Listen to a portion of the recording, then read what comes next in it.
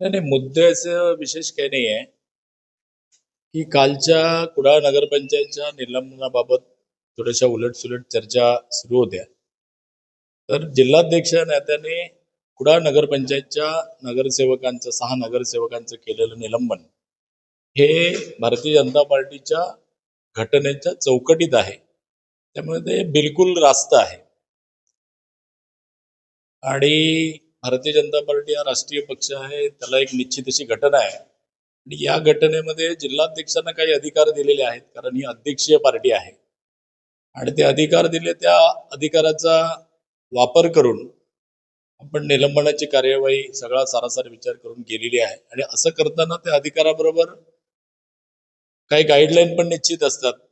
तर त्याप्रमाणे ज्या वरिष्ठांशी चर्चा करायला पाहिजे, आमची भारतीय जनता पार्टीची रचना आहे, संघटन मंत्री आहेत, नंतर मग मंत्री आहेत, प्रदेशाध्यक्ष आहेत, देवेंद्रजी आहेत, प्रदेशाचे सरचिटणीस आहेत, अशा सगळ्या लोकांशी चर्चा करून हा घेतलेला निर्णय आहे. त्यामुळे जिल्हाध्यक्ष म्हणून हा निर्णय एकदम रास्त आहे. त्याबद्दल कोणाच्या मनामध्ये काही किंतु परंतु असण्याचं कारण नाही. तुमच्या निलंबनाच्या कारवाईनंतर निलेशांनी पोस्ट केली, ते असं म्हणतात की जिल्हाध्यक्षांचा आदेश आम्ही मानत नाही, फक्त राणेसाहेबांचा आम्ही आदेश मानतो. असं आहे की निलेश राणे साहेब आमच्या महायुतीचे नेते आहेत आणि त्यांना या विषयात जे काय बोलायचं ते वरिष्ठांशी बोलतील. जिल्हाध्यक्ष म्हणून माझं जितकं काम होतं ते काम मी केलेलं आहे, कारण राणे साहेबांच्या नेतृत्वामध्ये आम्ही काम करतो, चव्हाण साहेबांच्या नेतृत्वामध्ये आम्ही काम करतो, जे जिल्ह्याचे सुपुत्र आहेत.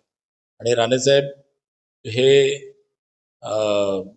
राष्ट्रीय पातळीवर भारतीय जनता पार्टीच्या मोठ्या वर्तुळामध्ये चांगलं मानाचं त्यांना मान आहे. आणि अशा पद्धतीने राणेसाहेबांच्या पक्षातून इतर पक्षात प्रवेश होणं किंवा राणेसाहेबांच्या पक्षामध्ये काही लोकप्रतिनिधी आणि यांचं वागणं जर पक्षही त्याला शोभेचं नसेल, साजेसं नसेल, तर ती गोष्ट चुकीची आहे. त्यामुळे राणेसाहेबांचं प्रतिमा कुठे खराब होता नाही म्हणून आम्ही परोपरीने प्रयत्न करतोय, केलेले आहेत आणि यापुढे